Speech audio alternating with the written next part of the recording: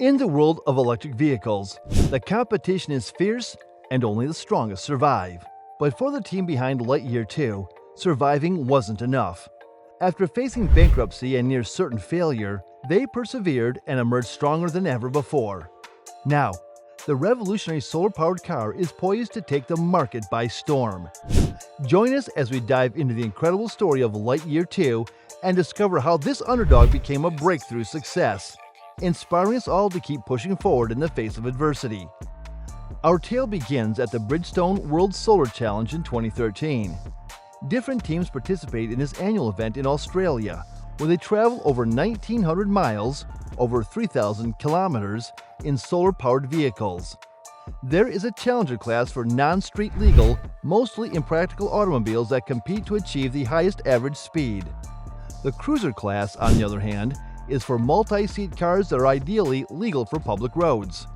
The Stella, a cruiser-class vehicle, was introduced to the 2013 competition by a group of engineering students from the Technical University of Eindhoven in the Netherlands.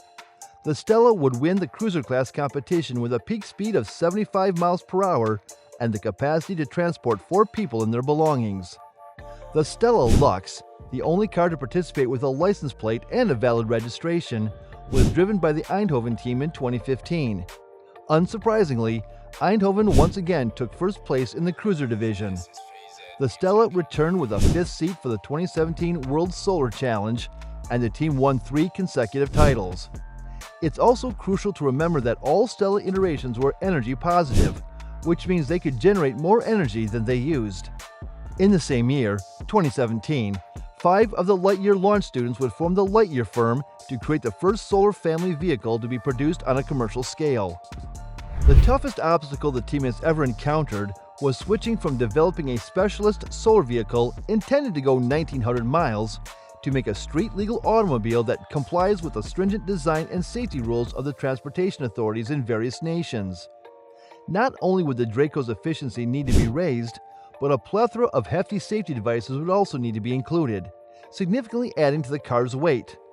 Of course, the design team would also need to create an automobile that could be produced in a manner that would make it a saleable item and fit into a successful business strategy. They soon realized that a device like this wouldn't only be a solar car, but rather the electric car that charges itself. Lightyear set off on his adventure with that objective in mind.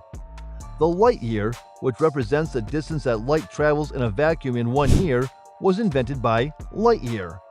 The Lightyear 1 is the first battery electric car type that features 5 square meters of solar panels in addition to being able to charge conventionally by plugging in. The owner may drive for months without recharging thanks to these solar panels. Although it isn't a pure solar vehicle, it is a significant step in that direction. The One's design and technology enable it to travel between 6,200 and 12,400 miles annually on only these solar panels, which also charge at a pace of 7.5 miles of range per hour. Those who live in more sunny climates would undoubtedly benefit from solar panels the most. By 2019, Lightyear intended to put the vehicle into production and commercialize it with a starting price of around $136,000. Lightyear also boasted that the One will still be able to achieve 450 miles of range on a single charge, which is still a respectable figure today, but was unthinkable 6 years ago, especially for individuals who live in locations with little sunlight. Lightyear was able to start taking deposits of more than $20,000 from consumers who wished to reserve one despite the hefty cost. Unfortunately, the business didn't meet the initial production run target for 2019. The Lightyear 1 was still missing by the end of 2020, even with the additional difficulties brought on by the world events at the time. After receiving over $110 million in private investment by 2021, the company's CEO, Lex Hufslet, thanked investors and announced that the Lightyear 1 will be available for purchase in 2022. In June 2022, Lightyear stated that its initial model would now be known as the Lightyear Zero and that its price would climb to a level that would place it in the same price bracket as cars like the Bentley Flying Spur. Investors certainly didn't want to hear this, but there was some positive news on the way. Later, Lightyear will reveal Lightyear 2. The goal price for this model would be roughly $40,000. It would be smaller and less expensive. The 2 would have the less solar capability, but Lightyear said that its charging time would be 3 times less than that of a conventional EV. By 2025, Lightyear said, it could put this volume model into production. To conserve money and weight, the CEO said that the business had learned a lot during Zero's development period and would be able to use a lot of the same technology in the two. However, the inside would be significantly scaled down. Additionally, Lightyear disclosed a collaboration with Valmet to help with the car's real manufacture. The Lightyear Zero began manufacturing in December 2022. The fact that a partly solar-powered automobile will be created and sold to consumers was without a doubt the finest news the firm could have announced, both financially and technologically speaking. Lightyear only intended to produce 150 units during the initial model year because of the EFT price tag. The firm also said that it has over 60,000 bookings for the Lightyear 2, which was more excellent news. However, everything collapsed on January 23, 2023. We had to file the request for the initiation of suspension of payment procedures about Atlas Technologies BV, our operating company responsible for the manufacture of Lightyear, read a statement from Lightyear. In essence, this means that the business was starting to notify its suppliers that it was running out of money and would soon be entering administration, or bankruptcy as we say in the United States. The Netherlands court granted the motion shortly after this declaration, and the business was subsequently declared bankrupt. Why did it go wrong? Although the specifics of what went wrong are still unclear, I believe that from a high perspective, a group of engineering students drastically underestimated the amount of work required to complete the design and engineer an automobile, set up the infrastructure for mass production, market the vehicle, and ultimately be able to sell it for a price that people would be willing to pay. There were probably many inefficiencies along the road that cost the business valuable time and tens of millions of dollars with a firm that expanded to over 500 personnel. The management of Lightyear is still optimistic about the future despite the bankruptcy proceedings. Is there one then? The 60,000 bookings for the less expensive Lightyear 2 model, which is an important figure to bear in mind, are one such amount. While the lack of resources and brand recognition are major barriers, the fact that Lightyear was able to secure tens of thousands of reservations demonstrates that there is a market for this kind of vehicle and that a sizable portion of prospective buyers would be willing to take the chance of purchasing a car from an unproven brand. That is a fantastic accomplishment for a tiny startup that shouldn't be disregarded. But I can only see Lightyear coming out of bankruptcy if a major car maker or corporation buys the intellectual property and starts building the models on its own, although it is a possibility. It's more probable that a conventional car maker will create the first solar or solar-powered vehicle. The solar roof option for Hyundai's Sonata Hybrid increases range by a few kilometers per day. Although not novel, this demonstrates that bigger manufacturers are investing in solar power and have the financial means to do so. The general public won't be interested in a $250,000 automobile with poor acceleration and an ugly look, however.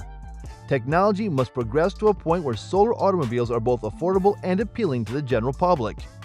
But, surprise, there was more to their narrative.